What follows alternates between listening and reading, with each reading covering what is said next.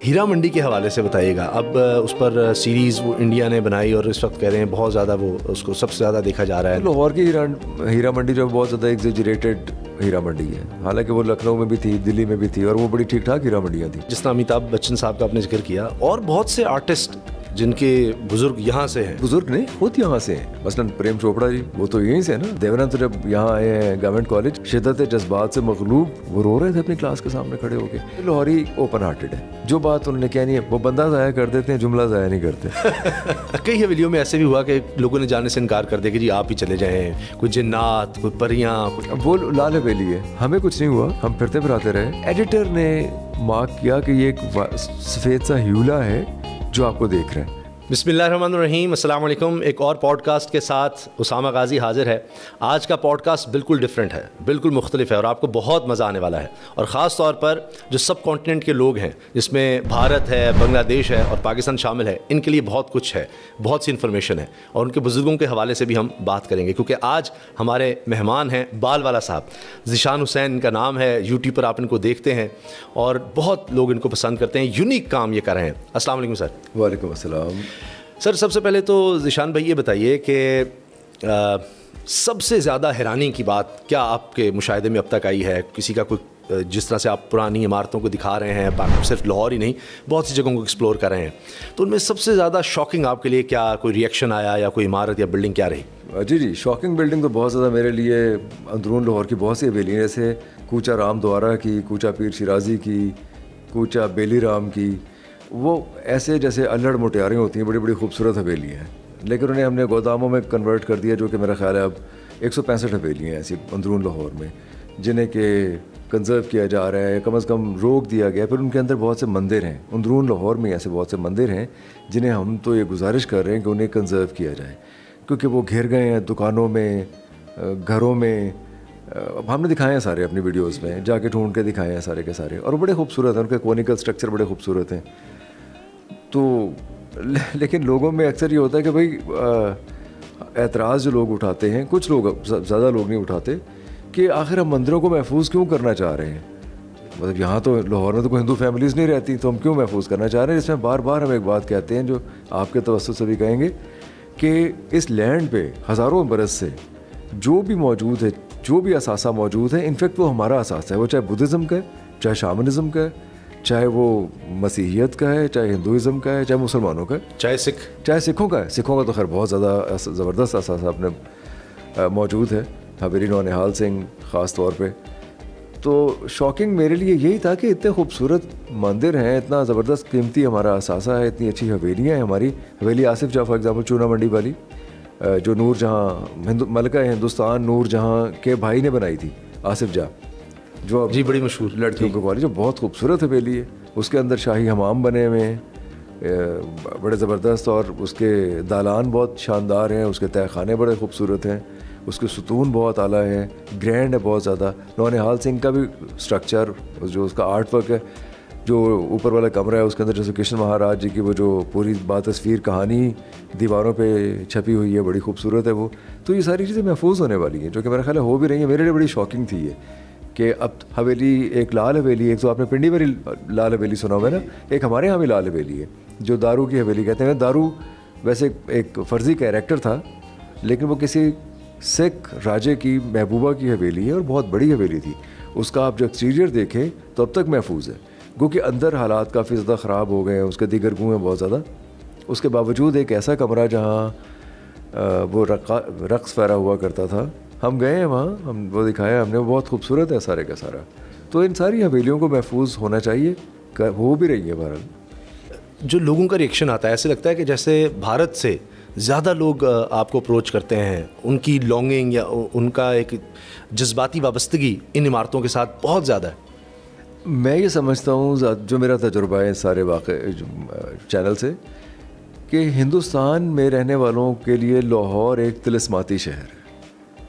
आप कोई भी दुनिया का खूबसूरत शहर, आप जैसे हमारे लिए वो एक तिलिस्माती शहर समझा जाता है, हिंदुस्तानियों के लिए, भारत में रहने वालों के लिए लाहौर, जो ख़ास तौर पे लाहौर नहीं आए हुए, वो उनके लिए तिलिस्माती शहर है। वो अजीब व गरीब कहानियाँ उनकी। अच्छा, पहले मेरा ये ख्याल था क्योंकि पंजाब की तकसीम हुई थी, तो वो लोग जो पंजाब यहाँ से गए वो लोग ज़्यादा उनके अंदर तड़प है लाहौर के लिए, क्योंकि लाहौर छोड़ के गए, ऐसे बहुत से लोग हैं।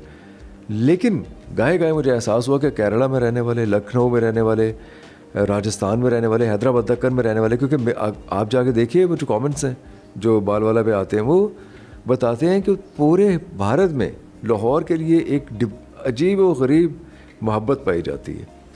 उन लोगों में फिर ख़ास तौर पे जो यहाँ से छोड़ के गए या उन्होंने अपने वालिदैन से कहानियाँ सुनी लाहौर की, जैसे अमिताभ बच्चन ही फॉर एग्ज़ाम्पल, उन्होंने अपनी वालिदा से सारी लाहौर की, उनकी वालिदा लाहौर से थी, लाहौर कॉलेज में पढ़ती रहीं, फिर यहाँ पढ़ाती भी रहीं साइकोलॉजी। अब भी लाहौर कॉलेज में उनकी एक तस्वीर लगी हुई है, हमने दिखाई भी है वो तस्वीर। तो मुझे डॉक्टर सोगरा सदफ़ ने बताया कि जब वो गई इंडिया तो अमिताभ की उनसे मुलाकात हुई, तो वो उन्हें एक साइड पर ले गए और जाके उन्होंने लाहौर के बारे में ऐसी ऐसी बातें बताई कि डॉक्टर साहब फरमाती है मुझे ख़ुद पता नहीं था कि यहाँ इतना कुछ है लाहौर में।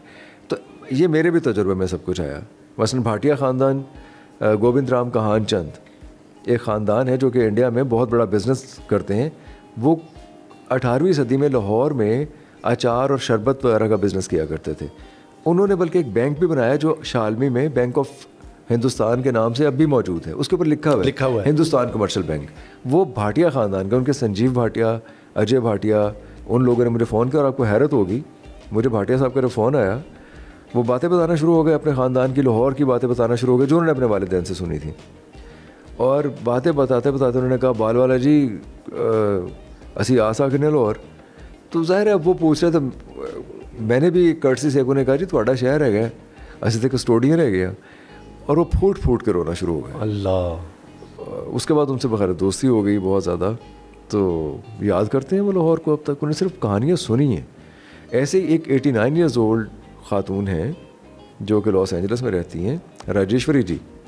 राजेश्वरी जी सदर में पैदा हुई थी, डूंगर मोहल्ला में, घास मंडी में। मतलब उन्हें याद है, उन्होंने मुझे सारा बताया। उन्होंने कहा जी डूंगर मोहल्ला, घास मंडी, सदर बाज़ार, राय नेवल किशोर जी का घर, 535 नंबर जो घर है उससे 2 गलियां छोड़ के पीछे हमारा घर था। मैं 3 बरस की थी जब मैं छोड़ के आई हूँ और मुझे उस घर की मिट्टी चाहिए।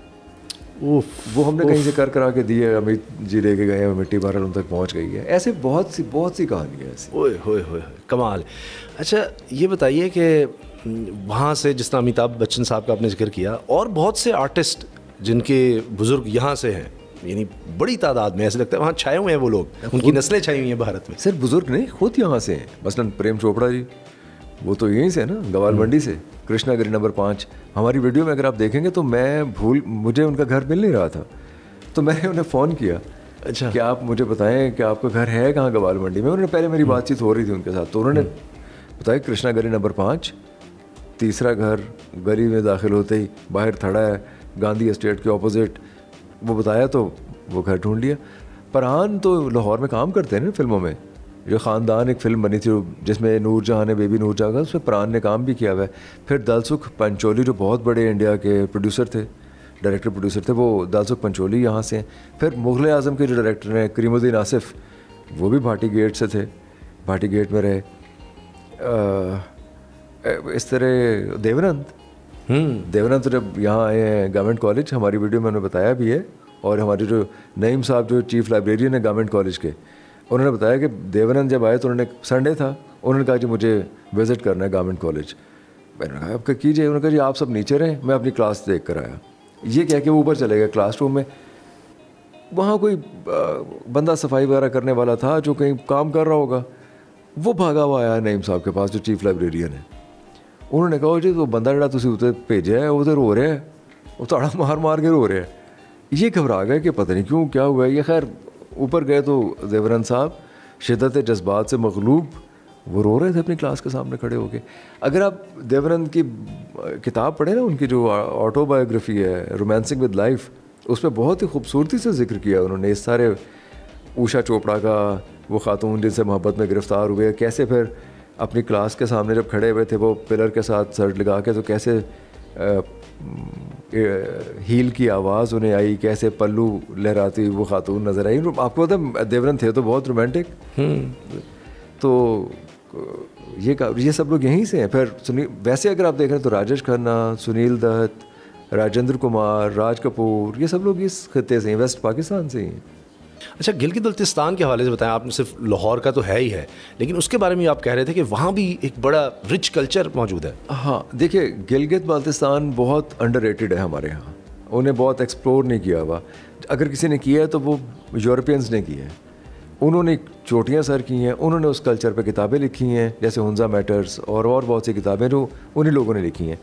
हमारे कुछ जैसे तारड़ साहब हैं, हमारे अपने दोस्त हैं वक़ार साहब जो एक्सप्रेस चैनल पे होते हैं, वक़ार भाई, वक़ार मलिक, कुछ ऐसे लोग हैं जो जाते हैं, उन्होंने बहुत एक्सप्लोर किया है गिलगित बल्तिस्तान के कल्चर को। देखिए, शामनिज़म जो सनातन हिंदू धर्म है उससे भी ज़्यादा कदीम मज़हब है शामनिज़म, और वो प्रैक्टिस करते हैं। बल्कि वहाँ लोग ये कहते हैं कि हम चाहे हिंदू हों, बुद्धिस्ट हों, मुसलमान हों, हमारे अंदर शामनिज़म है। उसके फिर प्रैक्टिस के तरीके हैं कि वो किसी ज़माने में परियों से बातें किया करते थे, चांदनी रातों में निकल जाया करते थे, जुनिपर का धुआं लिया करते थे, ख़ुद एक हालत इस सुकर में, हालत इस्तग़राक़ में वो अपने आप से बाहर हो जाया करते थे, नुकसान भी पहुंचा लिया करते थे, पहाड़ों से गिर भी जाया करते थे, आग भी लगा लिया करते थे अपने आप को, लेकिन परियों से बहरहाल वो बातें करते थे। अब मैं यहाँ ये नहीं कहा कि मैं किसी साइंसी हकीकत के बिल्कुल ऑपोजिट जाके कह रही कि मैं उनका अकीदा है, हाँ, उनकी सोच और उनकी सोच है। वो ये कहते हैं कि हमारे जो दयाल हैं, जो बड़े बड़े दयाल हैं, उन्हें दयाल कहते हैं, आप उनके रूहानी पेशवा समझ लीजिए या जीनियस जो लोग हैं उनके, दयाल ने बहुत बड़े सोवियत यूनियन के टूटने की पेशगोई की है, वर्ल्ड वॉर की पेशगोई की है। अच्छा, अब उन्होंने तो ये सारी बात और ये रिकॉर्ड पे मौजूद है। दयाल आप बन नहीं सकते, आप शामनिज़म कबूल नहीं कर सकते, आप शामनिज़म में पैदा होते हैं तो आप शामिल होते हैं। तो ऐसी बहुत से हमारे कायद-ए-आज़म यूनिवर्सिटी में डॉक्टर इनाम साहब हैं या गिलगित में उस्ताद शकील हैं। ये मैं इसलिए बता रहा हूँ कि जो लोग उसके बारे में जानना चाहते हैं, पढ़ना चाहते हैं, उनको उसके आइडियोलॉजी को समझना चाहते हैं, तो वो इन लोगों से रब्ता करके इनकी किताबें पढ़ सकते हैं, इनके दस्तावेज़ात देख सकते हैं। अच्छा, ये ज़ाहिर है कि हिस्ट्री से इंसान जुड़ा होता है और कहते हैं मुस्तकबिल के बारे में आपने पेशगोई करनी हो, हम सब इसी में लगे होते हैं कि आगे क्या होगा।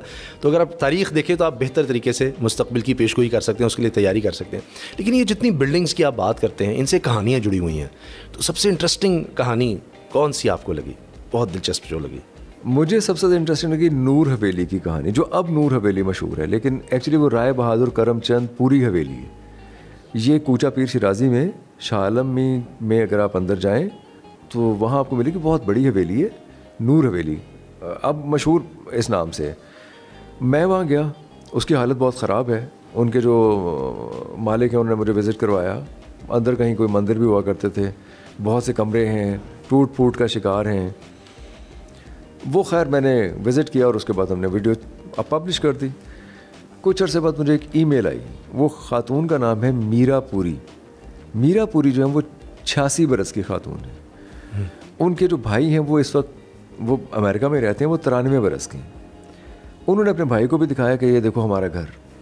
अरे वाह। अच्छा, अब वो उन्होंने मुझे ईमेल की और मुझे ये कहा कि मैं चलने फिरने से माजूर हूँ, मतलब माजूर से मुराद बड़ा मुश्किल होता है मेरे लिए चलना फिरना, मेरा भाई तो वैसे ही 93 बरस का है तो ज़ाहिर है वो भी, लेकिन हम ख़ुद को घसीट कर भी अपने घर तक आ सकते हैं अगर तुम हमें ये यकीन दिला दो कि तुम हमें वहाँ तक ले जाओगे। अब ये मेरे लिए तो रोंगटे खड़े कर देने वाली बात थी ना। मैंने बहुत से किस्से सुने हुए थे। मैंने संजय दत्त का वो किस्सा सुना हुआ था कि सुनील दत्त रो रहे थे और संजय ने पूछा उनसे जाके कि आप क्यों रो रहे हैं, तो उन्होंने कहा यार घर याद आ रहे हैं। उन्होंने कहा दत्त साहब यही ਤੁਹਾਡਾ घर है? उन्होंने कहा नहीं मेरा घर तो जेल में है। ये आपने गुलजार साहब की कहानियाँ सुनी होंगी। नहीं, बताएं थोड़ा। कैसा? गुलजार साहब बहुत बड़े राइटर हैं, दीना, और बिल्कुल हाँ जी, लिखते भी हैं, शायरी भी करते हैं। वो कहते हैं मैं अपने घर आया दीना में, तो लोगों ने अनवाउ अक़साम के खाने पकाए हुए थे, जैसे बहुत मेहमान नवाजी के लिए कि वो आए हुए। और कहते मेरी हालत ऐसी थी कि एक निवाला भी मेरे हलक से नीचे नहीं उतर सकता था।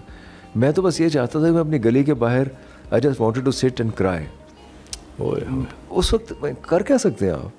वो जो वफूर है जज्बात का, वो सिर्फ रोने से ही रोने से और इश्क में बेबाक हो गए, जैसे मिर्ज़ा गालिब कहते हैं। तो वो उस वक्त यही हालत थी। अब ये खातून बहुत अरसे से मुझे अप्रोच कर रही हैं, रीच आउट कर रही हैं, मैं क्योंकि प्राइवेटली ये करता नहीं। बहरहाल मैंने कहा कि मैं अगर आप लाहौर आ जाएंगी तो फिर हम आपको वहाँ तक ले जाएंगे। जैसे अजीत साहब को लेके गए, जैसे पिछले दिनों अतुल हजीला आए हुए थे अपनी वालिदा की राख फेंकने के लिए। एक साहब हैं अतुल हजीला, अच्छा, वो ऑस्ट्रेलिया में रहते हैं। वो ऑस्ट्रेलिया से आए लाहौर आके, वो मैं उनसे मिल नहीं सका, कांटेक्ट नहीं हो सका, वो ईमेल के ज़रिए कर रहे थे, हालांकि अब तो फ़ोन का ज़माना है तो वो नहीं। खैर कई दिनों बाद जब मैंने ईमेल देखी तो उन्होंने अपना जो स्टे है उसको एक्सटेंड किया हुआ था लाहौर में, कि यार मुझे उम्मीद है, मुझे यकीन था कि तुम मुझे मिल जाओगे, तो इसलिए मैंने थोड़ा एक्सटेंड कर लिया। तो हम मिले। उसके बाद वो इब्बन वली गांव गए अपनी वालिदा की राख फेंकने के लिए। अच्छा, मैंने उनसे पूछा कि आपकी वालिदा की ख्वाहिश थी कि उनकी राख को फेंका जाए, क्योंकि और भी लोगों ने, जैसे खुशवंत सिंह बहुत बड़े राइटर हैं, खुशवंत सिंह की जो राख है वो हमारे हडाली, चकवाल के अंदर एक गांव है हडाली, उसमें एक गवर्नमेंट स्कूल है जहाँ से वो मैट्रिक किया था उन्होंने, तो वो राख उनकी उस दीवार में चुनवाई गई थी। अच्छा, ये उनकी ख्वाहिश के मुताबिक, उनकी ख्वाहिश के मुताबिक उनका वतन था। वो कहते हैं मुल्क वो है, वतन ये। इसी तरह से कुलदीप नायर बहुत बड़े जर्नलिस्ट थे, कुलदीप नायर की जो राख है वो रावी में फेंकी गई, उनकी पोती आई थी मुंद्रा नायर वो राख फेंकने के लिए। तो ये सारे किस्से हैं और ऐसे बहुत से किस्से हैं। इसका मतलब है शान भाई, मुझे ऐसे लगा इन सब बातों से कि हमें ये चीज़ें आसान बनाने की ज़रूरत है। जो हम कहते हैं जी टूरिज़्म को डेवलप करना है, ये करना है, सिर्फ हम उन लोगों के लिए आसानियाँ बना दें। ज़ाहिर है कि हमने बिल्डिंग्स को रिस्टोर करना है, वो अपनी जगह है, मगर इन खंडरात से भी उनका लगाव है। सिर्फ इसका मतलब है कोई इतना आसान नहीं है लोगों के लिए आना। जो आप कहते हैं अगर मैं आ सकूँ, मैं आऊँगा, ऐसे करूँगा, तो उनके लिए यहाँ अब भी मुश्किलात हैं कि वो आएँ और कोई गाइड हो और वो आसानी से उनको ले जा सके, उनके लिए ट्रैवल में प्रॉब्लम ना हो। सर ये तो ऐसी बात है जो मेरा ख्याल है आपकी ये बात हर जगह पहुंचनी चाहिए जो आप फरमा रहे हैं। सबसे इम्पोर्टेंट बात है ये, सबसे इम्पोर्टेंट। लोगों के लिए आसानी पैदा होनी चाहिए, आसानी वीज़े में होनी चाहिए। 65 साल से ऊपर, 70 साल से ऊपर एक आदमी है, वो क्या यहाँ आके क्या कर लेगा बेचारा। मतलब आप उसे वीज़ा दे दें, ऑन अराइवल वीज़ा दे दें, या 15 दिन में दे दें, 10 दिन में दे दें, वो आए।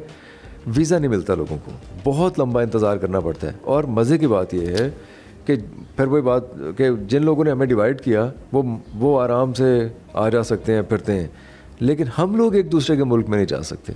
इंडियन को, अगर आप इंडियन ओरिजिन से हैं, आपको वीज़ा नहीं मिलता, बहुत मुश्किल से मिलता है। पाकिस्तान ओरिजिन से तो इंडिया वाले नहीं देते, अगर इंडियन ओरिजिन है पाकिस्तान नहीं देता। अगर आप कोई ऑस्ट्रेलियन है, अमेरिकन है, तो फिर थोड़ा बहुत मिल जाता है, फिर आप घूम फिर के जा सकते हैं। ये शदीद बहुत बड़ा कॉन्ट्राडिक्शन है जिसे हमने जानबूझ के रखा हुआ है, पता नहीं क्यों।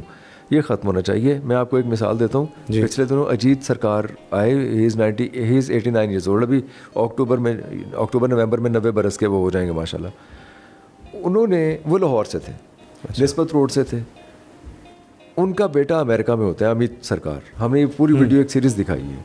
अमित ने मुझे फ़ोन किया, उन्होंने कहा जी मैं अपने वालिद को लाहौर लाना चाहता हूँ, क्योंकि वो अपने बहन भाइयों, वालिदैन, उनके पास सिर्फ वही बचे हैं और वो लाहौर को बहुत याद करते हैं। तो मैंने कहा ठीक है आप आ जाएं, अगर हम मिले तो करने को। बाकी निस्बत रोड तो है, वो खुद आ गए, खुद आए। हम निस्बत रोड गए, उनका घर देखा, स्कूल देखा, सब कुछ देखा, और अजीत सरकार को बताया जाके। फिर वो आने से पहले लोगों ने उनको इतना डराया कि लाहौर ना जाना होते, बम मार देंगे, इंज कर देंगे, वो बड़े खूनखार है ने, बड़े वैशी ने, तो बड़े गुरबत बड़ी है, महंगाई बड़ी है, पता नहीं क्या क्या उन्हें बताया। अमित अपने वालिद के पास गए, उन्होंने कहा जी मुझे तो लोग डरा रहे हैं कि लाहौर ना आ जाए। इन्होंने कहा तू मेरी मुंडे ने गल करा यार, वो बंदे ना जड़ा वाला लाएगा। इन्होंने मेरी बात कही पंजाबी में, हमने 15 मिनट बात की, और अजीत ने कहा बेफिक्र हो के लाहौर जा, लाहौर में कुछ नहीं हुआ। ये ज़बान की चाशनी, मिजाज, कल्चर अफिनिटी, या आप इसे मोहब्बत कह लें, ताल्लुक़ कह लें, कि उन्होंने फ़ौरन वो आए, फिर आगे यहाँ पे गए। मुझसे आने से पहले पूछते रहे यार तो पोथी हैगी, ओ यार GPU है, वो हाई कोर्ट हैगी। हाई कोर्ट में उनके चचा और उनका कज़न कत्ल हो गए थे, क्योंकि उन्होंने लाहौर छोड़ने से इनकार कर दिया। उन्होंने यहाँ घर बनाया हुआ था, विनोद बिहारी सरकार उनका नाम था। तो वो एक तल्ख याद भी थी, लेकिन उसके बावजूद लाहौर बाहर उनको बहुत भला लगा, बड़ा खूबसूरत लगा सब। तो ये देखिए ना, जो इंडस सिविलाइजेशन की हम बात करते हैं, पूरा सिंध और इसको सिंधु देश भी, और एक पूरी एक हिस्ट्री है। तो ये यानी सिर्फ ये नहीं है कि हम इंडिया या बांग्लादेश और पूरी वर्ल्ड में इसको हम एक पोर्ट्रे कर सकते हैं, और उसी से आजकल हर चीज़ इकॉनमी से जुड़ती है। तो यही तकलीफ़ होती है कि बातें हम बहुत करते हैं, लेकिन जो छोटे छोटे काम जिनमें कोई इन्वेस्टमेंट नहीं है, कोई मुश्किल काम नहीं है, सिर्फ आपने लोगों के लिए थोड़ी सी आसानियाँ करनी है, और पता नहीं यहाँ क्या कुछ हो जाए, कितनी चीज़ें फ्लरिश करने लग जाएँ, और हमारा पूरी दुनिया में इमेज कितना चला जाए। जो हम कहते हैं जी इन्वेस्टमेंट लेकर आएँ, यही लोग हैं जो शायद इन्वेस्टमेंट भी ले आएंगे जब जाकर वहाँ बात करेंगे। तो बिल्कुल सही फरमाया आपने उसामा भाई। अगर आप टर्की में या इधर उधर जाके देखें, कुछ जगहों पे लोगों ने छोटे छोटे से गारें, छोटे छोटे से कोई कदीम चीज़ें महफूज की हुई हैं और उनके ऊपर बहुत लंबे चौड़े टिकट रखे हुए हैं। हमने तक्षा अपना टेक्सला में जो हमारे आर्कियोलॉजिकल साइट्स हैं, जैसे धर्माराजिका है, मोड़ा मुरादो है, जूलिया यूनिवर्सिटी है, उसका दुनिया में कोई जवाब नहीं है। वहाँ जो कुछ मौजूद है, और अभी वो सिर्फ 10% है जो एक्सकेवेट हुआ है, सिर्फ 10%। सिर्फ 10%? 90% अभी तक नहीं हो सका? नहीं हुआ, पता ही नहीं, ना दिखा सके ना सामने ला सके। बिल्कुल नहीं। ये तो अंजुम दारा साहब, डॉक्टर नदीम उमर साहब, ये जो ऐसे बड़े बड़े लोग वहाँ पे, मालिक उश्तर साहब, ये जो लोग हैं हाईली एजुकेटेड पीपल और हाईली सेंसिटिव पीपल, वहाँ के जो काम करने वाले लोग हैं वहाँ पे, उन लोगों को थोड़ा सा उजागर करने की ज़रूरत है कि वहाँ आप इसे बढ़ाएं। हमें तो पता ही नहीं है कि जूलिया में कौन कौन पढ़ता रहा है। वहाँ तो अर्थशास्त्र लिखने वाला जो था चंकिया कोटालिया, वो वहाँ से फारिग तहसील है। जिसने महाभारत कंपाइल की, वो वहाँ से फारिग तहसील है। दुनिया का सबसे बड़ा फिजिशियन जफ़िका, वो वहाँ से फारिग तहसील है। आप थोड़ी सी अगर तहकीक करेंगे, आपको अंदाज़ा होगा कि रिच सिविलाइजेशन हमारे पास महफूज है, और हम बुद्धिस्ट को पूरी दुनिया के बुद्धिस्ट यहाँ आना चाहते हैं, पैसे खर्च करना चाहते हैं, रहना चाहते हैं। वो जून जुलाई की गर्मी में धर्माराजिका में मेडिटेट कर रहे होते हैं बैठ के। वो इतनी अकीदत है उन्हें। वो मोनेस्ट्रीज महफूज है, वो 7 अर्थ 7 स्काइज, सब जो कुछ मतलब इन्होंने एक्सकेवेट किया है, वो सब महफूज है हमारे पास। अच्छा, अब भारत में क्या, अगर आप वो मेरी वीडियो देखें टेक्सला वाली, भारत बार बार एक एतराज़ भारतीय मेरे व्यूअर्स करते हैं कि आप इसे टेक्सला क्यों कहते हैं, आप इसे तक्षशिला क्यों नहीं कहते, तक्षशिला क्यों नहीं कहते। अच्छा भाई, उसका अंग्रेज़ों ने नाम अंग्रेज़ी में टेक्सला रख दिया, तो हम टेक्सला कहते हैं। वो ये पाकिस्तान में क्यों है, ये तो हिंदुस्तान ये होना है। भाई पाकिस्तान, अब इस लैंड का नाम पाकिस्तान है, पाकिस्तान का असास है। और एक बहुत बड़ी गलतफहमी जो हम दूर नहीं कर सके अब तक, उनका ये ख्याल है क्योंकि बामियान के जो मुजस्समे थे वो तालिबान ने नुकसान पहुंचाया था अफ़गानिस्तान में। उनका ख्याल है कि ये जो मुजस्समे हैं, यहाँ जो मुजस्समे पड़े हुए हैं, यहाँ जो साइट्स हैं, इन्हें भी शायद मुसलमानों ने नुकसान पहुँचाया। ऐसा नहीं है। वो वाइट हुन्स ने 5वीं सदी में नुकसान पहुँचाया था, उनको जला दिया था, कत्लो गारत की थी, खून खराबा किया था बहुत ज़्यादा वाइट हुन्स ने। इस्लाम तो आया ही बाद में, मुसलमान तो आए ही बाद में हिंदुस्तान में। मुसलमानों ने इनको महफूज किया है। अब ये बात हम पाकिस्तानियों ने, मुसलमानों ने, हम लोगों ने इन्हें महफूज किया है। हमने ऊपर छतें तक उसकी की है, कवर किया है उनको बारिश से बचाया है, धूप मिट्टी गर्द से बचाया है। लेकिन ये बताने वाला कोई नहीं है। हमारे अपने मुल्क में लोग नहीं जाते वहाँ। अजीब बात। सबसे आपको इमारत कौन सी है जिसने बड़ा इंस्पायर किया है, सबसे दिल के करीब, वो कौन सी बिल्डिंग है? हवेली नौनिहाल सिंह। अच्छा, अंदरून की अगर आप बात करें तो हवेली नौनिहाल सिंह। वैसे आप सीनिक ब्यूटी के हवाले से बात करें तो गिलगित बल्तिस्तान के मंजर कुछ बहुत ज़बरदस्त हैं, बहुत खूबसूरत। अब अगर आप चाहें तो मैं दोनों के बारे में बता दूँ तो वो अल्तीत और बल्तीत, वो मैंने भी वो देखा, वो किला भी शायद आपने देखा। किले तो बहुत ही अच्छे हैं, अल्तीत बल्तीत किले अच्छे हैं, लेकिन कुछ मंजर होते हैं उसामा भाई। शायद अगर आप सुस्त की तरफ जाएँ, यानी अगर आप हुसैनी से निकले सोस्त की तरफ जाएं, जो चाइना के बॉर्डर की तरफ जाएं, लेकिन उससे पहले सोस्त से ज़रा सा पहले पासू कौन्स आती हैं। पासू एक इलाका है वहाँ पे। अच्छा, वहाँ कुछ ऐसी कोई वो 10-12-15 किलोमीटर का एक पैच है सारे का सारा, जहाँ वैलीज़ नीट है, बिल्कुल अनरेविश्ड। एक कभी किसी ने पाँव भी नहीं धरा वहाँ। अगर आप ऊपर खड़े होकर नीचे देखें तो वो गहराई में खाइयाँ, और उन खाइयों में वो वैलीज़ हैं जहाँ इंसानी पाँव नहीं लगा हुआ कोई भी। हज़ारों साल से वैसे की वैसे उनके। वो मैं जब वहाँ जाता हूँ, और एक बार नहीं हुआ, मेरे साथ तो अक्सर हुआ है, मुझे ऐसा लगता है जैसे I am going to be immortalized. मैं अब इस दुनिया से, मैं जैसे एक रूह लतीफ़ होती है ना किसी की, जैसे मैं ख़ुद में नहीं हूँ, मैं उसका हिस्सा बनना चाहता हूँ। मेरे अंदर शदीद ख्वाहिश है। मुझे नहीं पता, ऐसे हो सकता है फ्रॉइड हो तो उसे डेथ विश कहे, हो सकता है ऐसे कोई अगर रूमी हो तो इसे वो बंसरी का दरख्त के साथ मिल जाने वाली एक ख्वाहिश कहे, हैगल हो तो किसी एब्सोल्यूट आइडिया के अंदर आइडिया के जम होने की बात करे। मतलब ये सारी बातें वही हैं, लेकिन मुझे उस जगह जाके महसूस हुआ कि मैं इस खामोशी का, इस सन्नाटे का हिस्सा बनना चाहता हूँ। मेरे अंदर शदीद ख्वाहिश थी, मैंने काबू किया अपने आप। अच्छा, शायद आपके साथ भी ऐसा हो। इतने उसमें आप खो गए। और जो लाहौर की बिल्डिंग का लाहौर में हवेली नौनिहाल सिंह, मुझे उसकी अब तारीख़ की वजह से बहुत ज़्यादा हॉट। देखिए खूबसूरत बिल्डिंग, और जिस ज़माने में बनी गई उस ज़माने तो बहुत ही खूबसूरत थी। और हुआ क्या वहाँ, खड़क सिंह को जहर दिया गया। खड़क सिंह की जब चिता जलाई जा रही थी तो उसका बेटा नौनिहाल सिंह 19 बरस का था, वो गया आखिरी रसूमात अदा करने के लिए। वापसी पे रोशनाई गेट की चट्टान गिराई उसके ऊपर, वो मरा नहीं, ज़ख्मी हो गया बहुत शदीद। उसको 4 कुहारों ने उठाया और इस हवेली में ले आए। उन कुहारों का पता ही नहीं चल सका कि उन्हें कत्ल करके कहाँ फेंका गया। फिर नौनिहाल सिंह को कत्ल किया गया। फिर उसकी माँ को नौकरानियों से कत्ल करवाया गया, चंद्र कौर को।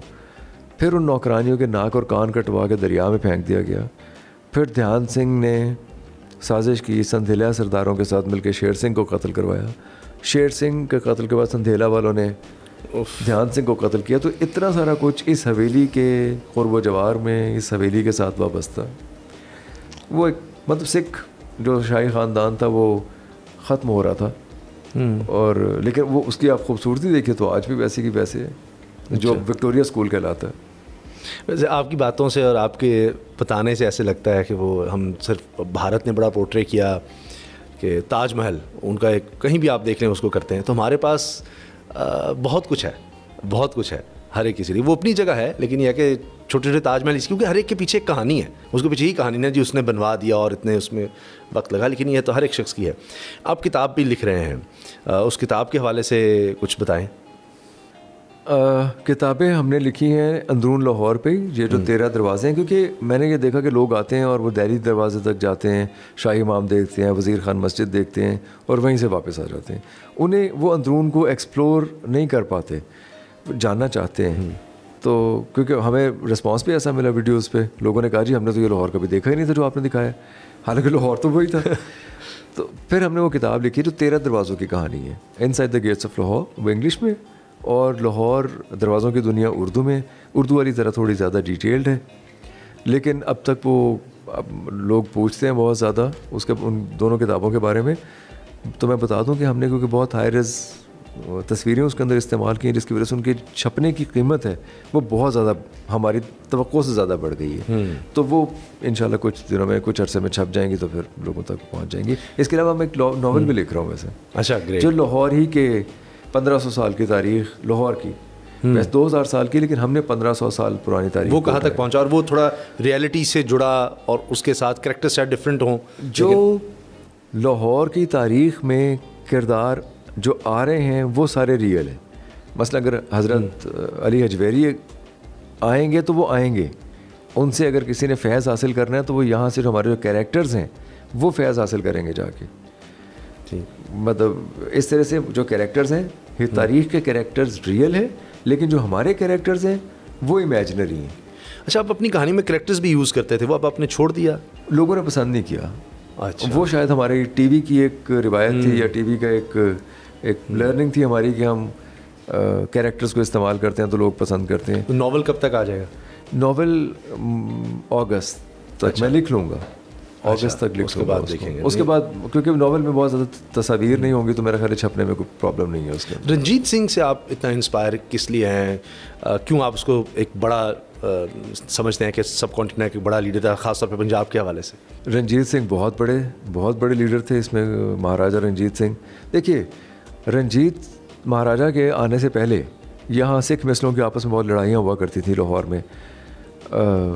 खून खराबा भी हुआ करता था, लड़ाइयाँ भी बहुत ज़्यादा हुआ करती थी और अफ़गानों के हमले भी हुआ करते थे। अंग्रेज़ भी आंख लगा के बैठा हुआ था कि हमें दरअंदाज़ी करनी है। महाराजा जब आए हैं 1799 में, उसके बाद से उसने बहुत ही ज़हीन आदमी था। एक तो उसने अपनी फ़ौज को बहुत मुनज़्ज़म किया। आपने कभी अनारकली में यूसुफ फालूदा वाला देखा? जी जी बिल्कुल। यूसुफ फालूदा के पास एक कब्र है जनरल अलार्ड की और उसकी बेटी की, जो अब FBI का दफ्तर है। अच्छा। FBI के दफ्तर के पास ही एक मज़ार है, एक आप मज़ार नहीं आप टूम कह लीजिए, जनरल अलार्ड का। जनरल अलार्ड फ्रांसीसी जनरल थे। अच्छा। जनरल एविटेबल और जनरल अलार्ड, इनको महाराजा ने, ये फ्रांसीसी थे, नेपोलियन की फ़ौज से भागे हुए थे। इन्हें महाराजा ने अपनी फ़ौज में इसलिए रखा कि गोरे के साथ यानी अंग्रेज़ के साथ लड़ने के लिए यूरोपियन टेक्निक उसको पता होनी चाहिए। ये फिर महाराजा की फ़ौज को वो टेक्निक सिखाते थे यूरोपियन अंदाज में लड़ने की। ये लोग जनरल थे। इनकी बहुत लंबी चौड़ी कहानी हमने अपनी वीडियो में बयान की है। जनरल की शादी यहाँ पे बानो से हुई थी, बानो फिर फ्रांस चली गई, उनके बच्चे फ्रांस चले गए, ये वो भी यहीं रहे, ये बेटी यहीं फौत हुई, बेटी की भी कब्र यहीं पे। ये तो एक बात है। फिर महाराजा जो थे वो, अंग्रेज़ों ने महाराजा के ख़िलाफ़ एक बहुत बड़ी साजिश की। आप अक्सर सुनेंगे जब आप किसी मज़ार पे रहेंगे ना, फॉर एग्ज़ाम्पल जहांगीर के मकबरे पे चले जाएँ, आसिफ जाह के मकबरे पे चले जाएँ, नूर जहाँ के मकबरे पे चले जाएँ लाहौर में, या दाइयंग के मकबरे पे, आपको मुजावर या वहाँ के रहने वाले, वहाँ आस पास के लोग या आम लोग ये कहते नज़र आएंगे, ओ इतने बड़े सोना चांदी लगा हुआ सी जी, ओ सिख ला के लै गए ने, इतने बड़े इतने हीरे जवाहरात होंदे सिख ला के लै गए ने। वो सिख ला के नहीं लै गए, वो अंग्रेज़ ला के लै गए ने, इन्होंने पता ही नहीं लगा। इनफैक्ट अच्छा। सिखों ने नहीं होता, सिखों से क्योंकि हुकूमत पंजाब में ली थी। 1752 के बाद मुग़ल तो यहाँ नहीं आए, यहाँ सिख ही थे। 1799 में आ गए महाराजा रंजीत सिंह से पूरी कोशिश के बावजूद, जो बड़ापन है उनका, ना अफ़गान उन्हें पसपा कर सके, ना अंग्रेज़ पसपा कर सके। अग्रीमेंट करते रहे, साजिशें करते रहे, लेकिन पंजाब पे हाथ नहीं डाल सके। ये एक हकीकत है। इसलिए वो बहुत बड़े हुक्मरान थे महाराजा। फिर वो बहुत ज़्यादा वो थे, हर मज़हब दोस्त थे। अच्छा। हर मज़हब को कबूल करते थे। वो उनकी जो महबूबाएँ भी थीं या बीवियाँ भी थीं, वो हर मज़हब से थीं। और अक्सर आप सुनेंगे जो बादशाही मस्जिद सिखा ने जो गधे बांध देते सन, नहीं, उन्होंने तो मस्जिदें बनाई हैं। ये मोहरा मस्जिद आपको ये रंजीत सिंह के दौर में जी, रंजीत सिंह ने बनाई है। और आपको लाहौर में ऐसे ख़ानदान मिल जाएंगे जिनके पास सर्टिफिकेट्स हैं कि महाराजा रंजीत सिंह ने बादशाही मस्जिद उन्हें अता की थी, क्योंकि उनके बड़ों ने महाराजा का इलाज किया था।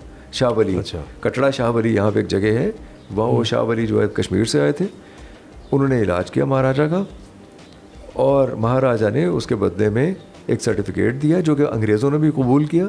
वो बादशाही मस्जिद उस ख़ानदान की, वो ख़ानदान मौजूद है वहाँ। लेकिन अब वो बादशाह मस्जिद उनको नहीं अब तो ज़ाहिर है पाकिस्तान हुकूमत के उसमें आ गई, लेकिन आज तो उनके पास वो सर्टिफिकेट है। हाँ, लेकिन अब एक तरफ तो ये प्रोपेगेंडा है कि मस्जिद में गधे बांध दिए, मस्जिद में फलां कर दिया। वो शायद एक पार्टीशन की जो कि एक हिस्ट्री है, उसमें बड़ी वायलेंस हुआ। नहीं, ब्रिटिश ने किया ना, ब्रिटिश ने सिखों के ख़िलाफ़ प्रोपेगेंडा बहुत शदीद किया, और हमने उसे एज इट इज़ बोरो कर लिया। फिर हमारी जो आप बजा फरमा रहे हैं, पार्टीशन के दौरान जो हमारी आपस में मुखासमत रही, उस वजह से फिर हमने उसे कबूल किया। जब तल्ख़ यादों वक्त लगता है, और फिर उसको हिस्ट्री को दुरुस्त करना, जिसकी जो गलतियाँ, अगर हम बांग्लादेश का भी देखें, सुक़ूत ढाका का देखें, उसकी वजह से भी आज तक कहीं ना कहीं प्रॉब्लम्स हैं। तो अगर हम इनको सही तरह सॉल्व कर लें तो जो हो गया, उसके बाद आगे तो बढ़ें। जो हिस्ट्री अभी देखिए, जो सिखों के हवाले से अगर हम देखते हैं, करतारपुर, तो इस पर काम हो रहा है और आगे बहुत सी ज़रूरत है। और जो आप बता रहे हैं, इससे पता लगता है सिर्फ ये ननकाना साहब नहीं है या करतारपुर नहीं है, और बहुत सी जगह हैं जिनको एक्सप्लोर करने की ज़रूरत है, लोगों को वहाँ तक रसाई देने की ज़रूरत है। सर आप जेलम में, कसूर में, वज़ीराबाद हम गए। वज़ीराबाद में ट्विन टेम्पल्स हैं, एक घर की छत पे ट्विन टेम्पल्स, बहुत खूब। फिर एक बद्दों के गोसायाँ, अगर आप आ रहे हो ना वज़ीराबाद से वापस आ रहे हो, तो एक जगह है बद्दों के गोसायाँ। ऐसा खूबसूरत मंदिर आप देखेंगे ही नहीं, क्योंकि वो उसके गिर्द तोमार मंदिर है, उसके गिर्द बहुत बड़ा तालाब हुआ करता था, स्नान करने की जगह थी। वो बाकायदा पानी के ड्रेन का सिस्टम है, और वो मंज़र ऐसा खूबसूरत है जहाँ उन्होंने बनाया हुआ है।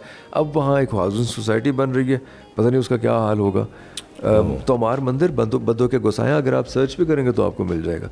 बहुत ही खूबसूरत मंदिर है, और ऐसे मंदिर आपको जगह।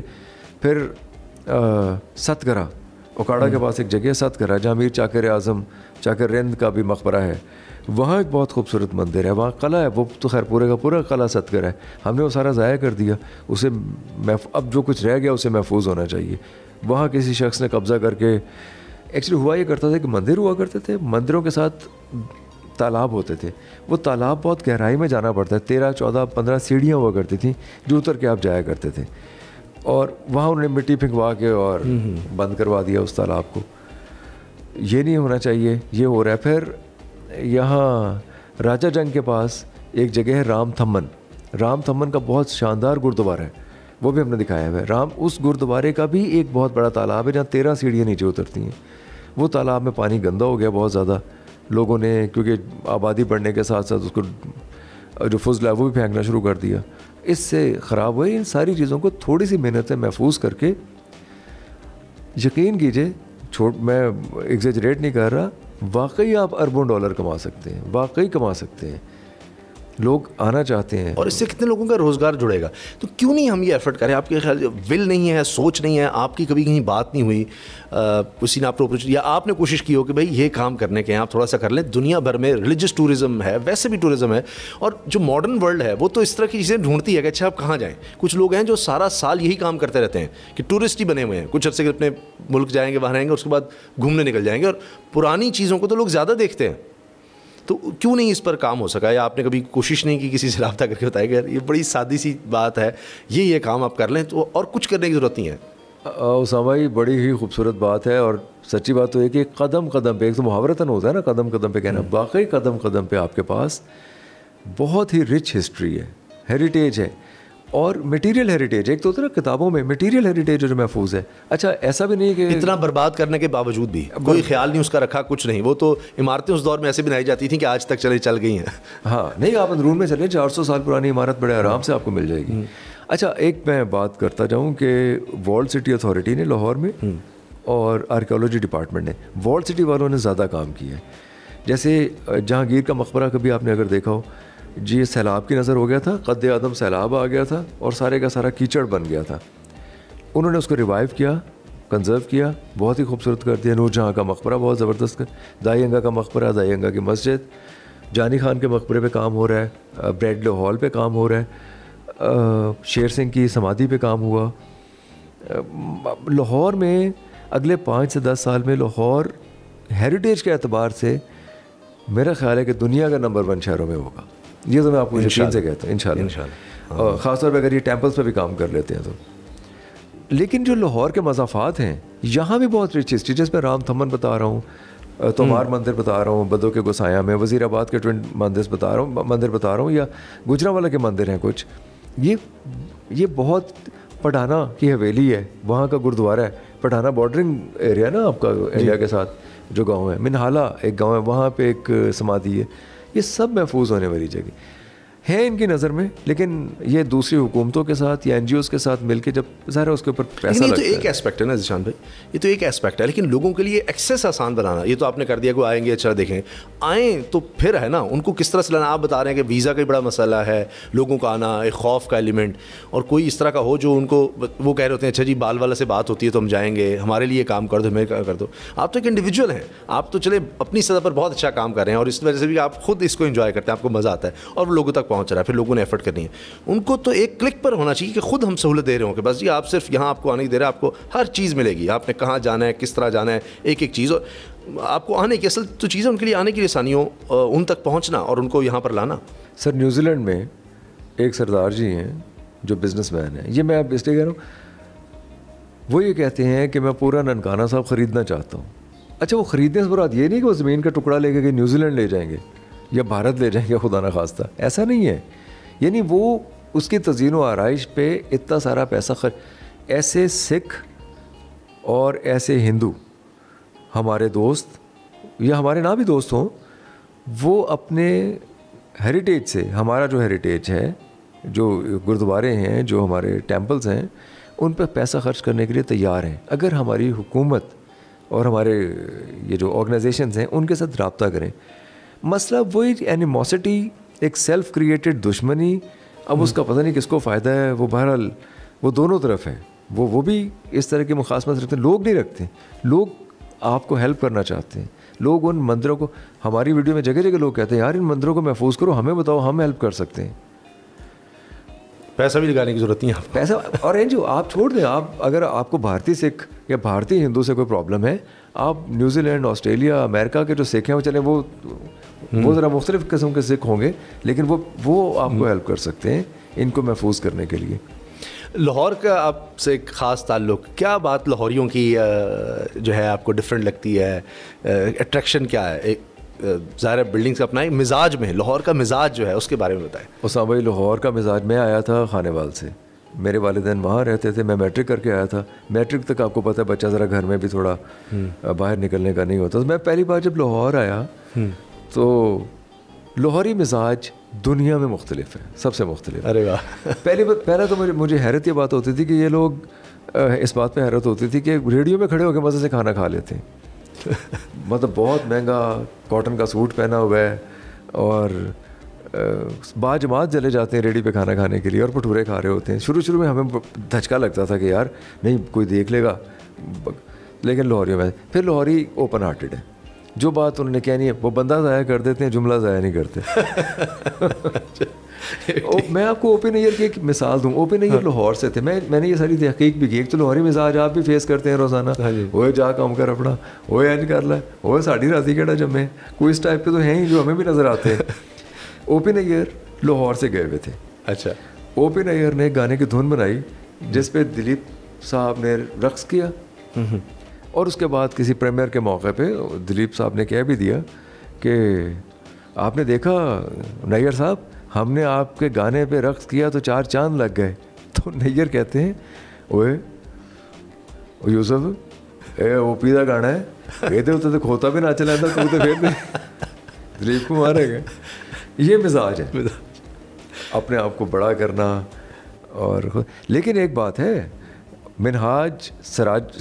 मिनहाजुद्दीन सराज लिखते हैं, मिनहाजुद्दीन सराज हमारे हिस्टोरियन हैं, वो 1241 का वाक़या है। मंगोलों ने जब लाहौर पे हमला किया, मंगोलों 2 जर्नैल थे, जब हमला किया तो यहाँ का जो तुर्क गवर्नर था इख्तियारुद्दीन कराकश, वो कब्र में सोना दबा के भाग गया दिल्ली की तरफ। तो लाहौरियों ने चौकों और चौराहों पे दू बदू लड़ाई की थी, ईंटों पत्थरों के साथ, घर के औजारों के साथ। ये ऐसा आसान नहीं लहू रोना, दिल में ताकत जिगर में हाल का। ये ऐसे ज़बरदस्त लोग हैं। फिर लाहौरियों के बारे में कि लाहौर, इसका मतलब ये भी प्रोपेगेंडा एक चलता है कि जी कभी रोका ही नहीं, जो गया आगे तक गया। बहुत गलत प्रोपेगेंडा है कि जब भी अफगानिस्तान से कोई आए, वहाँ से इन्वेजन हुई तो यह पंजाबी बैठे रहे, किसी ने रोका, वो जी आगे दिल्ली तक चले गए, सब चले गए और किसी नहीं रोका। तो आप रंजीत सिंह की इतनी बड़ी मिसाल तो आप दे रहे हैं। ये रंजीत की तो कल की मिसाल है ना। राजा जयपाल की मिसाल लीजिए। राजा जयपाल 1005 ईस्वी, राजा जयपाल ने मोरी गेट आपने सुना होगा, अगर आप भाटी से आगे ना तो मोरी है। जी। मोरी गेट के बाहर खुदकुशी की थी, जौहर किया था। वो एक प्योरीफाई करना होता है अपने आप को, उनके मज़हब में है वो कि जब वो महमूद से बचा नहीं सका था लाहौर को, महमूद के साथ लड़ाई की थी, उसके बाद सुबुक्तगीन के साथ लड़ाई की थी और बहुत से हिंदू राजों ने लाहौर के राजा का साथ दिया था। अफ़गानिस्तान में जाके लड़ाई की थी, उनको बहुत लंबे अरसे तक यहाँ अटक क्रॉस नहीं करने दिया था, दरिया सिंध क्रॉस नहीं करने दिया था। ये हकीकत है सारी की सारी। फिर मैं आपको बात बता रहा हूँ 1241 में मंगोलों के हमले की, कि मंगोलों का जब हमला हुआ तो तुर्क गवर्नर था लेकिन लाहौर ही लड़े। उसके बाद रंजीत सिंह आपके सामने। ऐसी ये बहुत ही शदीद गलत फहमी है, प्रोपेगेंडा है लाहौरियों के ख़िलाफ़, पंजाब के ख़िलाफ़, कि इन्होंने कभी मज़ामत नहीं की, हमेशा मज़ामत की। राजा पौरवा, उसने अलेक्जेंडर के ख़िलाफ़ मज़ामत नहीं की। राजा पोरस जो थे वो भी यही पंजाब का इलाका है ना।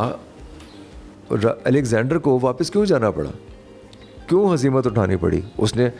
ये हमारे लोग कहते हैं जी वो, हमने हिस्ट्री जो पढ़ी ना सारी की सारी वो पढ़ी जो यूरोपियंस ने लिखी। तो यूरोपियंस ने तो अलेक्जेंडर को ही फातेह करार देना था, उसको तो ज़्यादा ग्रेट दिखाना। वो तो आप यही Alexander the great, Alexander the great भी अलेक्जेंडर है। उसने बुलाया उसको पोरस को और उसने कहा बताओ मैं तुमसे क्या सलूक करूँ। यार पोरस 7 फुट का आदमी था, अलेक्जेंडर गिटू सा था, और क्या सलूक करूँ? तो उसने कहा जो बादशाह के साथ करते। पता नहीं वाक़या दुरुस्त है या नहीं है, लेकिन मसला ये है कि उस मोंग जहाँ जंग हुई, जेलम की जंग, उस जंग के बाद अलेक्जेंडर को ज़लील ख़ार होना पड़ा, रुसवा होना पड़ा, अपने जर्नैलों की शदीद मुखालफत का सामना करना पड़ा, उन्हें कत्ल करना पड़ा। उसने वहाँ कत्ल व गारत की, फिर टोलियों में छुप छुपा के वो यहाँ से भागते हुए गए, दरिया सिंध क्रॉस करते हुए। तो आप कह रहे हैं जी कि वो अलेक्जेंडर जो है द ग्रेट और फलां, उसकी टेक्निक ये वो क्या था? राजा पोरस बेचारा तो आम सा राजा था, छोटे से इलाके का राजा था। और सिर्फ राजा पोरस ने टफ टाइम नहीं दिया, जब वो खैबर से सवात में दाखिल हुआ है अलेक्जेंडर, औरतों ने भी लड़ाई की है उसके साथ, औरतें भी लड़ी हैं, ये स्वात और हाँ जी, यहाँ की औरतें भी लड़ी हैं। क्या जब मर्द कम हो गए कुछ तो औरतों ने लड़ाई की है अलेक्जेंडर के साथ। ये हिस्ट्री है सारी जो लिखी हुई है, दर्ज है। हम लोग फिर भी अलेक्जेंडर है, हंसी अलेक्जेंडर थे, घोड़े ने वो चट लिया जी, नमक चटा पता लगा। हम तो कोई चीज़ ऐसी नहीं है जो अलेक्जेंडर से शुरू ना करते हो। अपनी चीज़ों को कई दफ़ा हम दबा देते हैं, छोटा कर देते हैं, जबकि हम कई जगहों में कई आगे रहे। और इस तरह की मज़ामत की बात होती है। तो कौन सी बिल्डिंग ढूंढने में, इमारत ढूंढने में सबसे ज़्यादा आपको मुश्किल पेश आई? और या ये कि जी लोग बिल्कुल भूल भाल गए थे और आप सामने लोगों ने कहा यार ये तो वाह कमाल हो गया? हाँ, वो एक अंधी हवेली, एक एक्चुअली अंधी हवेली ने बड़ा खपाया हमें।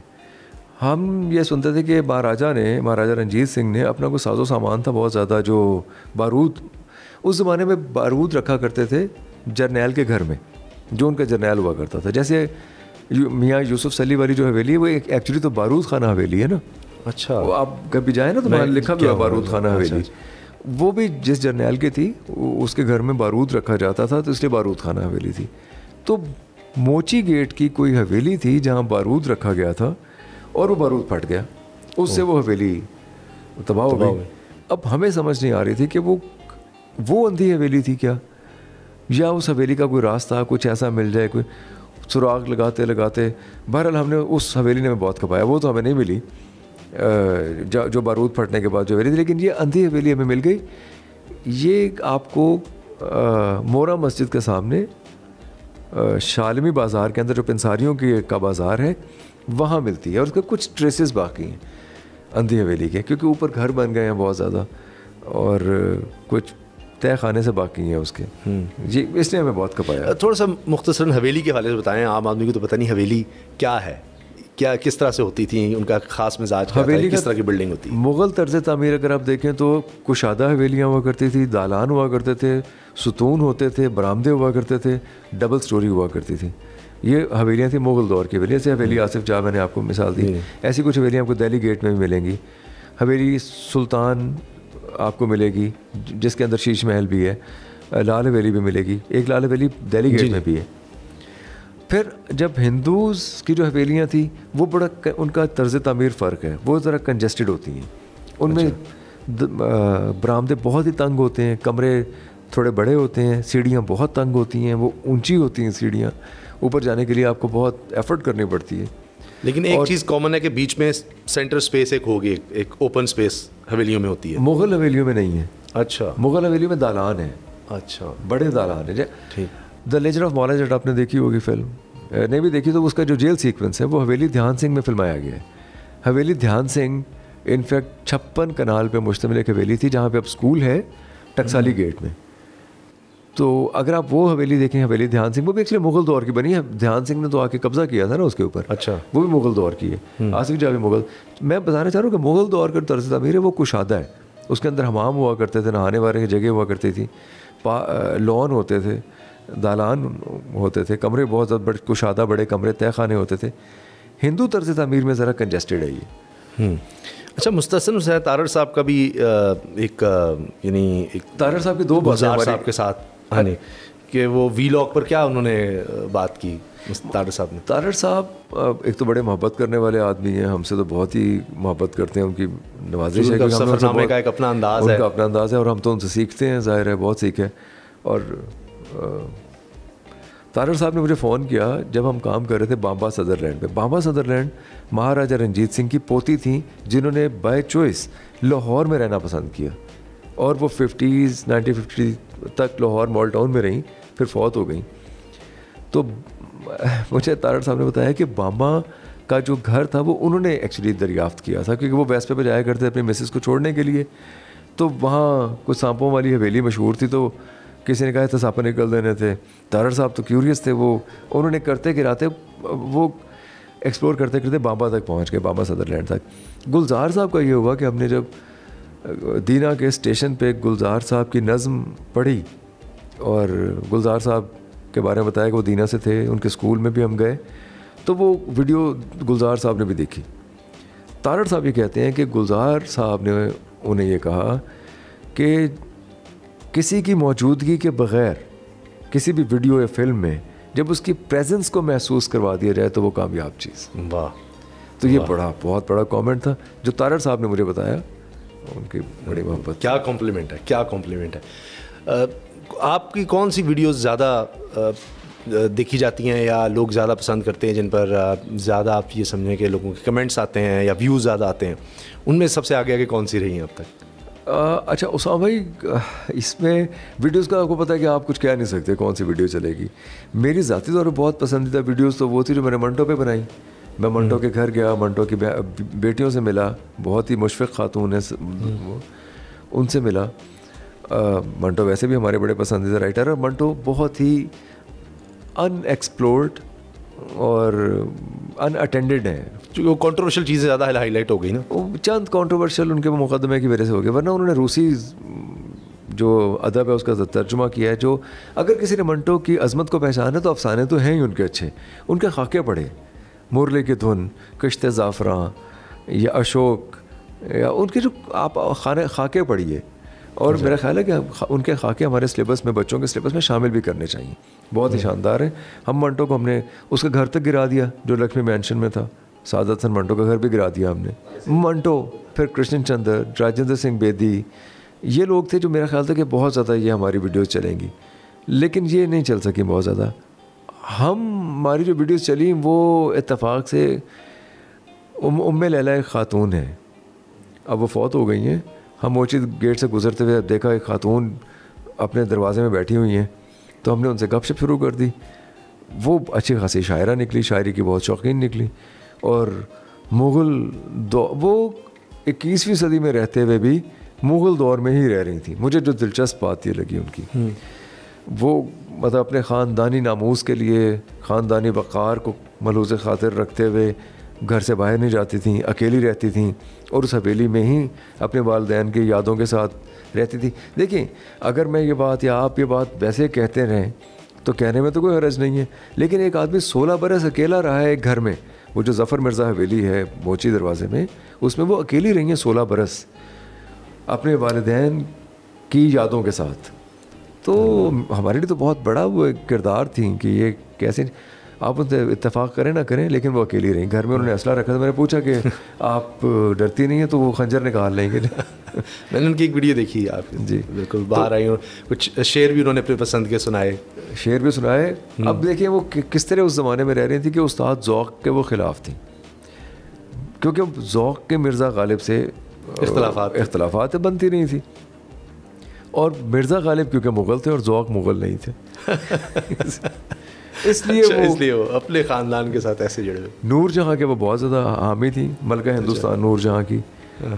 और इस तरह मतलब उनकी जो थोड़ा बहुत तासुब आप कह लीजिए या एक पार्शलिटी जो उनकी थी, जानिबदारी थी मुग़लों के लिए थी, तो उसी दौर में रह रही थी वो। कई हवेलियों में ऐसे भी हुआ कि लोगों ने जाने से इनकार कर दिया कि जी आप ही चले जाएं, कोई जिन्नात, कोई परियां, कुछ ये हो जाएगा, कोई पता नहीं क्या क्या यहाँ पर हो, ऐसे कोई बदरू हो। और एक वीडियो में कहीं एडिटिंग में कुछ ऐसा हुआ भी को पता नहीं लग रहा वो क्या चीज़ है। वो लाल हवेली है वो, हाँ जी, वो अवाम ये जो गुमटी में लाल हवेली है, वो लाल हवेली में जाने से हमारे दोस्त जो हमें लेके गए उन्होंने भी जाने से इनकार किया कि यार अंदर पता नहीं क्या क्या होगा। तो हम शायद इन चीज़ों में बहुत ज़्यादा यकीन नहीं रखते, इस टाइम तो चले गए। हमें कुछ नहीं हुआ, हम फिरते फिराते रहे। एडिटर ने मार्क किया कि ये एक सफ़ेद सा ह्यूला है जो आपको देख रहा है, तो वो वीडियो के अंदर है भी सही। अगर आप वीडियो देखेंगे तो वो ह्यूला थोड़ा सा अचानक नजर आता है। मैं स्टिल किया कि कुछ ऐसा लगता है, हाँ जी, बस कोई रोशनी सी, एक चमकीली सी चीज़ है, जैसे कुछ हो सकता है, हाँ जी देख रहा है, या कोई जानवर भी हो सकता है, वो बिल्ली या इस तरह का कुछ, लेकिन समझ नहीं आती वो क्या है। बिल्ली नहीं थी, क्योंकि बिल्ली वहाँ थी नहीं, क्योंकि वो हवेली बंद है बहुत अरसे से। वो हमें भी वो जाने का इत्तेफाक ऐसे हुआ कि मैंने अपने दोस्त अनस से कहा हुआ था कि जब इसका ताला खुला हो तो मुझे बताना, मैं फ़ौरन आ जाऊँगा। तो वो ताला किसी नशा करने वाले ने तोड़ दिया था, नशा करने के लिए। आपको पता है नशा करने वाले तो वहाँ पहुँच जाते हैं जहाँ कोई, तो वो उन्होंने तोड़ा और अनस ने फ़ोन किया और हम लोग भागे। हमारे पास टॉर्च भी नहीं थी, आपने देखा होगा उस वीडियो में कि हम टॉर्च भी बाहर से वो प्लास्टिक टॉर्च ले रहे हैं। तो वो हीला हमारे एडिटर ने देखा, हमने नहीं देखा। लेकिन वो हवेली बड़ी अजीब व गरीब है, उसमें हर घर के अंदर तहखाना, हर कमरे के अंदर तहखाना है, और तहखाना इतना अंधेर है वहाँ। उसमें तबीयत ख़राब हुई थी आपकी कुछ टीम के लोगों की? वापस आके जब हम वहाँ से वापस आए तो मुझे बुखार हो गया और रशीदुल हसन को भी बुखार हो गया। कमर अली मुराद सही रहे थे मेरा ख्याल है उसमें। ड्रीम क्या है, ख्वाब क्या है? एक तो आपने बताया कि वो वहाँ जाकर गिलगित बल्तिस्तान में, वो जहाँ कोई नहीं गया, उधर जाकर आप एक बेखुदी के उस आलम में चले जाते हैं। लेकिन वैसे अभी नावल भी लिख रहे हैं, किताबों का भी है। ख्वाब मेरा तो यही है कि मैं पाकिस्तान को पूरे का पूरा एक्सप्लोर करना चाहता हूँ, पूरे का पूरा। सिंध भी, बलूचिस्तान की मेहरगढ़ सिविलाइजेशन भी, कोयटा सारे का सारा, बलूचिस्तान सारे का सारा। मैंने अपने वालिद से बहुत कहानियाँ सुनी हैं बलूचिस्तान के बारे में। वो जाया करते थे, रेलवे में होते हुए हर जगह जाते थे, बहुत सी कहानियाँ सुनी हुई हैं। लेकिन अनफॉर्चुनेटली मैं अब तक जा नहीं सका, बहरहाल लेकिन जाएंगे। सिंध में हम रहते रहे हैं, रोड़ी सखर में मेरे मामू भी रहते थे, हम उनके पास भी जाते थे। रोड़ी में मेरे वालिद भी रहे हैं। तो पाकिस्तान को पूरे का पूरा एक्सप्लोर करना ख्वाब है, और ऐसे एक्सप्लोर करना कि किसी जगह की मुझ पे कल्बी वारदात क्या है, जैसे वो सोस्त और पासुकोन्स की, या काला पानी, साकामल, चिटी नदी की तरफ अस्तोर में जाते हुए वो जो एक सुर्ख आसमान जब ज़मीन से मिलता है और गरज चमक के साथ बारिश होती है, तो उसका वालेहाना सा एक इजहार जैसे फितरत कर रही है आपके आने पे, ऐसे लगता है। वो बहुत ही खूबसूरत है। एक चीज़ जो मैं भूल रहा था, वो अच्छा हुआ मुझे याद करा दी गई कि हीरा मंडी के हवाले से बताइएगा। अब उस पर सीरीज़ वो इंडिया ने बनाई और इस वक्त कह रहे हैं बहुत ज़्यादा वो उसको सबसे ज़्यादा देखा जा रहा है नेटफ्लिक्स पर, बहुत ज़्यादा। लेकिन उसमें एक ख़ास तरह से दिखाया है कि सिर्फ वो जिस्म फरोशी के हवाले से और ये सब कुछ। ज़ाहिर है कि हमारे यहाँ भी उसकी एक कनोटेशन एक रही। क्या सिर्फ हीरा मंडी जो एक पूरी जगह थी, वहाँ पर बिल्डिंग्स थी, वो सिर्फ़ और सिर्फ इसीलिए थी? ये कब से था और इसमें कितनी हकीकत है जो इस वक्त उस सीरीज़ में दिखाया जा रहा है? हाँ जी, अच्छा, एक तो लाहौर की हीरा मंडी जो बहुत ज़्यादा एग्जेजरेटेड हीरा मंडी है। हालांकि वो लखनऊ में भी थी, दिल्ली में भी थी, और वो बड़ी ठीक ठाक हीरा मंडियाँ थी। और या डायमंड मार्केट, जो भी बाज़ार हुस्न आपने कह लें, हीरा तो ये कहा जाता है ना, वो हीरा इनका सिख जो थे उनके नाम पे हीरा, ये हीरा मंडी पड़ गया। लेकिन बाज़ार हुस्न जो है, वैसे ये मुग़लों से पहले से मौजूद है, मुग़ल दौर से बहुत पहले से ये मौजूद है। और बड़ी बड़ी मशहूर तवाइफ़ें गुजरी हैं जिन्होंने बहुत इन्फ्लुएंस किया है सोसाइटी को। मसलन गौहर जान ने 6000 गाने गाए हैं, 6000 गाने, 6000 गाने गाए हैं उन्होंने। और इतना पैसा था उनके पास कि एक बार जब वो अपनी बग्गी में जा रही थी, 6 घोड़े, अरबी नस्ल घोड़े बांध के, तो जो वहाँ का गवर्नर था अंग्रेज़, उसने कहा ये तो जा ही नहीं सकती इस तरह से, ऐसे फिर ही नहीं सकती, क्योंकि ये इस्तेकाक तो सिर्फ अंग्रेज़ों का है, या राय बहादुर का, या खान बहादुर का, ये कौन है, इसको जुर्माना करो। उसने 1000 रुपया जुर्माना कर दिया उसको। तो गौहर जान ने रोज़ाना 1000 रुपया दे के बग्गी पे सफ़र करना शुरू कर दिया। ओह कमाल। तो ये यानी ये दूसरी चीज़ें भी हैं, लेकिन बस वो एक एस्पेक्ट को ही दिखा के नहीं, उन्होंने देखे तवाइफ सबा बनी, तवाइफों ने जो तहरीक अंग्रेज़ों को निकालने की जो तहरीक चल रही थी हिंदुस्तान में, उसके ख़िलाफ़ पूरी लड़ाई लड़ी है उन्होंने। पैसे की लड़ाई भी लड़ी है, सड़कों पे भी आई हैं उन्होंने। तवाइफ सबा पूरी एक तंजीम थी जो ये हुई।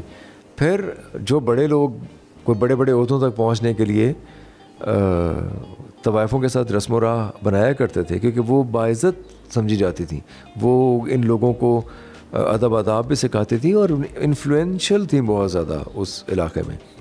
फिर अगर आप नवाब वाजिद अली ख़ान की जो बीवी थी हज़रत महल, वो एक तवाइफ़ी थी ना। सरतना की जो मलिक थी, रानी थी, वो भी एक तवाइफ़ी थी। तो जो रानी उस ज़माने में, हमारे लिए तो आम सी चीज़ है ना, रानी हमने फिल्मों में देख के रानी बना ली। उस ज़माने में तो एक पूरी एस्टेट की मालिक हुआ करती थी रानी। तो ये जो रानियाँ बन रही हैं, फिर हाँ वो जब ठीक है आहिस्ता आहिस्ता जब ब्रिटिश ने तहरीक, अपने ख़िलाफ़ तहरीक चलाने की पादाश में इन्हें बहुत ज़्यादा इनके जो पेशा है उसे ख़राब किया। इनफैक्ट एक तो ये साथ एक फैक्टर तो होता नहीं है। एक तो ये हुआ कि जो रिवायती लैंडलॉर्ड्स थे, नवाब थे, जो जागीरदार टाइप लोग हुआ करते थे, वो कमज़ोर होना शुरू हो गए अंग्रेज़ के दौर में। वो उस तरह से बहुत पैसा वैसा लगा नहीं सकते थे जैसे कि वो ओन किया करते थे तवाइफ़ों को, उनके पूरे पूरे ख़ानदानों को या उनके अल्ले तल्लों को नहीं कर सकते थे। वो जब ड्विंडल किए वो ख़ानदान, तो ये थोड़ी बेआसरा हो गई। उधर से ब्रिटिश की जो आना शुरू हो गई, मिशनरीज़ आना शुरू हो गए इंग्लैंड से। मिशनरीज़ ने अखलाकियात का प्रचार करना शुरू कर दिया, अपनी जो विक्टोरियन अखलाकियात का। विक्टोरियन अखलाकियात में जिस्म फरोशी या गाना बजाना या ये सब अच्छा नहीं समझा जाता था, तो इसलिए भी इनके ऊपर ज़ेर एताब रही। फिर अपने सिपाहियों के आराम और सुकून का या प्लेयर का सामान उन्होंने इनको बनाया तवाइफ़ों को। लेकिन मतलब एक बहुत बड़ा इंस्टीट्यूट था जो आहिस्ता आहिस्ता, जैसे ज़ब्बू हाली का शिकार तमाम इंस्टीट्यूट होते हैं, ये भी ज़ब्बू हाली का शिकार होता गया और ख़राब हो गया। उसमें ब्रिटिश का भी हिस्सा है, उसमें जागीरदारों का, नवाबीन का कमज़ोर होना भी शामिल है। सारे के सारे ये भी था कि इंडस्ट्री जो हमारी थी या सब कॉन्टिनेंट की थी, उसमें भी यहाँ से लोग जाते थे, चाहे वो म्यूज़िक के लिहाज से, एक्टिंग के लिहाज से। एक दौर में ये था कि उनका कोई ताल्लुक रहा हो यहाँ पर, या बिल्कुल जाते थे। वो सिर्फ यहाँ से नहीं जाते थे, जैसे कि मैंने बताया दलसुख पंचोली वगैरह, ये वो सब बहुत बड़े प्रोड्यूसर्स थे यहाँ, डायरेक्टर थे यहाँ। फिरोज़ निज़ामी यहाँ से थे, मोहम्मद रफ़ी यहाँ से थे, यहाँ ओपी नैयर, मतलब बहुत बड़े बड़े लोग थे जो यहाँ पैदा हुए हैं। तो ज़ाहिर है लाहौर एक छोटा सा शहर था, लेकिन तहज़ीब का गहवारा था, हर जगह से लोग जाते थे। तो बाज़ार हुस्न से भी वो, क्योंकि वो बाकायदा सीखती थी। आम औरतें घरों में गाना नहीं सीखती थी, वो अगर अच्छा भी गाती थी तो हम उन्हें गाना नहीं देते थे कि ना गाएं, अच्छा नहीं है, कोई ख़ानदानी। तो वो सीखती थी शुरू से। अब जो लड़की 7 साल की उम्र से गाना सीख रही है, ज़ाहिर है 16 बरस की उम्र में अच्छी खासी गायिका होगी, इसलिए ज़रूरत थी वो फिल्म इंडस्ट्री की। और अगर वो खूबसूरत है और रक़्स वगैरह कर लेती है, फिर भी वो ज़रूरत है उसकी। ये फिल्म में जाया करती थी। जो मेरा प्रॉब्लम है, मैं अक्सर जब इंटरव्यू दे रहा होता हूँ लोगों को, वो ये पूछते हैं कि वो नोहा कना नज़र आते हैं हीरा मंडी के ख़त्म होने पे। को देखो जी किड़ा ਇੱਥੇ ਸਾਜ਼ ਵੱਜਦਾ ਹੁੰਦਾ ਸੀ, ਇੱਥੇ ਡਰਮ ਵੱਜਦੇ ਹੁੰਦੇ ਸਨ, ਇੱਥੇ ਸਜਿੰਦੇ ਬਹਿੰਦੇ ਹੁੰਦੇ ਸਨ, ਇੱਥੇ तवाइफ़ां बहदियाँ होती सन। हुण वो दौर ही नहीं रहा भाई, दौर तो सारा बदल गया। अब ना तो वैसे रियल एस्टेट का काम रहा, ना वहाँ मीडिया का काम ऐसे रहा, हर चीज़ बदली है ना। तो ज़ाहिर है उनका भी कल्चर बदल गया, वो भी पोश इलाकों में चली गई, उन्होंने भी सोशल मीडिया इस्तेमाल करना शुरू कर दिया या मीडिया को अपने तरीके से इस्तेमाल करना शुरू कर दिया। ये सिर्फ आप ही का इस्तेकाक तो नहीं है ना कि आप करें। ठीक, तो ज़ीशान भाई बहुत शुक्रिया, बहुत मज़ा आया, और इंशाल्लाह फिर भी आपको तंग करेंगे और दोबारा इस तरह की कोई सिटिंग हम रखेंगे, क्योंकि मुझे यकीन है कि इस पर जिस तरह से फीडबैक आएगा, लोगों के सवाल होंगे, तो नेक्स्ट टाइम आपसे वही पूछेंगे। बहुत शुक्रिया आपके। थैंक यू साहब भाई, बहुत नवाजिश। जनाब, आपने अगर अब तक हमारा चैनल सब्सक्राइब नहीं किया तो इसको सब्सक्राइब करें। इसी तरह से हम पॉडकास्ट में तफसील से नशिस्त किया करेंगे, ऐसे ही लोगों से जो पाकिस्तान के लिए काम कर रहे हैं और पूरी दुनिया में पाकिस्तान का पैगाम पहुंचा रहे हैं, पाकिस्तान को दुनिया के सामने लेकर आ रहे हैं, ऐसी बातें जो उस तरह से नहीं लोग लेकर आते जिस तरह से उनको सामने लाना चाहिए। अल्लाह हाफ़िज़।